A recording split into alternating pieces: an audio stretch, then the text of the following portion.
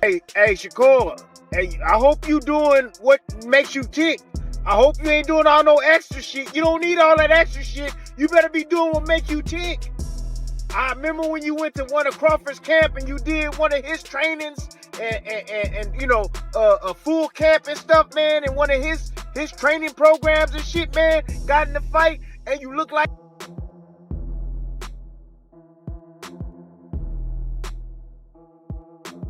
Timothy Bradley warns that Shakur Stevenson is making a dangerous mistake in camp, one that could cost him badly against a powerful fighter like Teofimo Lopez. He says if Shakur doesn't fix it fast, he may be giving Teofimo the advantage before the opening bell. Everything, did that help you prepare for big fights like this? Definitely. Training since February. Absolutely. All right. Can I ask you something? What's up, man? You want to sign a contract to fight my little brother?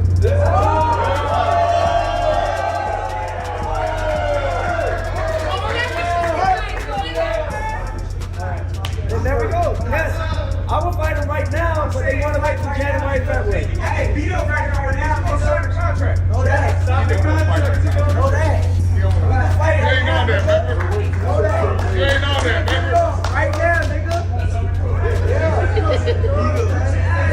Man, what you doing with them raps, man? Stop being cheap. Stop being cheap, man. I see you cutting off them damn raps and then just taping them back on, man. That's how you messing up your damn hands. You messing up your hands because it ain't tight. The shit ain't tight. You can't get it tight. You putting the glove. Alarmed Timothy Bradley wasn't Shakur's skills in the ring, but his behavior before training even began. Bradley noticed that instead of using fresh professional-grade wraps each session, Shakur was reusing old gauze, cutting it off his hands and taping it back on for the next workout. This troubling habit raised serious red flags. That shit ain't tight. You should be getting your hands wrapped by a master professional hand wrapper every single day, bruh. You getting paid gravy. You getting paid gravy, dude. If you can't fly a dude out, that's great with the damn hand wraps, man.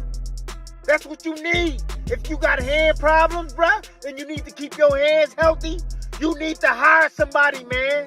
All that damn money you making, bruh, hire somebody. Shit, tape it on some old-ass wraps. What's going on? Come on. What we in elementary school? Come on, dog. Them hands need to be wrapped. You can't mess around and go into this fight with Teo. You can't. You cannot mess around and go into this fight with Teo and your hands is hurt, man. Shit, that's not gonna be a damn excuse. Hell no. This is a dude, man, Teofimo Lopez, bro. He been going at us. Yeah. And when I say at us, yeah, straight to our face. Saying monkeys and bananas and all this shit. All this racist stuff, bruh. This your chance to shut his ass. To most people, it may seem harmless. But in boxing, it's a serious mistake. Bradley blasted Shakur for reusing old hand wraps, explaining that worn wraps lose elasticity and fail to properly protect the fragile bones in the hands, so it means every punch is thrown with compromised protection. Bradley argued there's no excuse for this at Shakur's level or pay, calling it a shocking lack of professionalism in a camp that should be flawless. Shit, but this ain't gonna be no easy task. This dude here coming to bag up every single word he said. Every word he said. And you get in there and you play, and your hands ain't right, bruh, and you ain't in there being a little bit of Pookie with a little bit of Shakur, but you gonna have to bring everything out against this dude, Teofimo Lopez, because he coming for your ass in every single way. Every damn way, Shakur, I'm telling you. He gonna box your ass a little bit, he gonna pressure you, he gonna change speeds on your ass. I'm telling you, man, this dude is coming for your ass. You better be ready, but you don't need to be doing all that extra shit if it's gonna weaken you, if you ain't gonna be at your full potential, man. For real. You don't need to be doing all this extra shit. And get a hand wrap. People think the fight with Teo is either gonna be you delivering a masterclass or a knockout by Teo. Yeah, or you getting into some type of brawl with Teo and end up getting knocked out, right? What are fans getting wrong about the matchup? I think the fans is getting wrong about the matchup is where I'm not sleeping on that I know about Teo. Teo's a good boxer. Mm-hmm.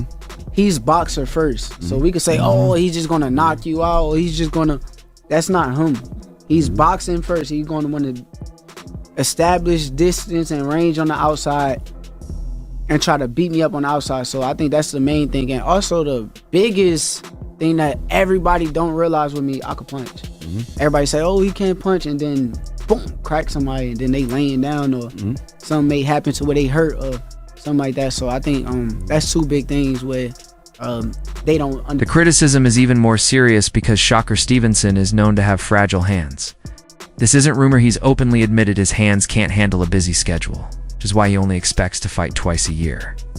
Despite being in his physical prime, he's already had surgeries and needs constant therapy just to stay functional. Even Sports Illustrated has pointed out that Shakur's biggest threat isn't his opponents, but his own hands. Hey, I hope you doing what makes you tick. I hope you ain't doing all no extra shit. You don't need all that extra shit. You better be doing what make you tick. I remember when you went to one of Crawford's camp and you did one of his trainings and you know, a full camp and stuff, man, and one of his training programs and shit, man, got in the fight and you look like shit, man. You look like hell. That was that Nakathila fight, man. You was like, man, I done stuff I ain't never done before. All this stuff, man. You don't need all of that shit, man. You need to do what make you tick, man. I know this fight is big. I know you can add a little bit of something, but man, if you overworking yourself, man, and you ain't gonna be rested, man, if you ain't resting your hands, taking care of what you need to take care of, You don't have to answer, but I'm curious if you will answer it. Yes. Most overrated boxer right now. Most overrated boxer right now. You could go all time, I guess, if you wanted to. I'll just say it. I think Shakur Stevenson, who I'm going to be facing, I think he's overrated. I think so, yeah. He's been decreasing on his style. Yeah, but people amp it up like he's really got the goods. I'm looking forward to us finally facing in that square circle and really showing the world. When you factor in that medical history, Bradley's criticism goes from being about money to being about recklessness. If Shakur knows his hands are fragile and already require surgery and constant therapy, compromising on proper hand protection makes no sense. Reusing old wraps risks re-injury to those delicate bones, and one bad punch could lead to another setback or even a permanent drop in his punching power. It's really that time for him to really take his first loss and, you know, me whoop his ass to the point where either he quits on the stool or I knock him out. How I see this fight being played out is with me pretty much setting that momentum for the people out there as well. You know, not really trying to force for it. However, I can't be too technical with Shakur. You gotta make it a little ugly. You gotta make it a little ugly. If you try to be too technical with Shakur, it could be too long of a weighted chess match. You know, certain people don't want to see that. They don't want to see pop shots. You know what I mean? They want to see, and I think you could attest with me. I don't think we have seen Shakur face anyone higher than who he's gonna face next, and that of me. So, you know, I definitely, you know, commend him at least for stepping up to the plate. But I think it's time. I think it's really that time for him to really take his first loss and, you know, me whoop his ass to the point where either he quits on the stool or I knock him out. You really believe that, you know, because everyone will say, oh man, Shakur is probably one of the best defensive fighters in the game. You really believe you can stop Shakur Stevenson? Yes. Bradley's warning goes beyond the hand wraps. He also criticized a pattern in Shakur's preparation strain from what already works. He pointed to the Edwin De Los Santos fight, where Shakur changed his routine and trained with Terence Crawford. While it sounded smart on paper, Bradley said it backfired. Shakur looked slow, hesitant, and nothing like himself because he was overtrained, draining his body and leaving his best performance in the gym instead of the ring. I think it's one of those matches where you're sitting there and you're saying, how good is Shakur Stevenson? You know, how good is he? I hear a lot of people talking about him, but how good is he? You know, he's already accomplished or is a 3-division world champion already, 126, 130, 135. He has a chance to be, what, 4-division world champion already in his career? Man, I mean, look, I think it's a great opportunity, but the fight just has to happen. You know, style matchup, you got a defensive wizard versus I want to say somewhat of a freak of nature. You know, let me give some props to Teofimo Lopez other than, you know, bashing. Yeah. the kid has, on his biggest moments, has shown up. He has. He beat Taylor. He beat Lomachenko when everybody doubted him. You know, and this is another opportunity that he likes. He likes these big old challenges. You know what I'm saying? To show up and defeat all the odds. So this is down his alley. Tio is very selective when he chooses to fight these men, you know? So we gonna see if it's, according to his calculations, if this is the right move. Bradley believes history is repeating itself.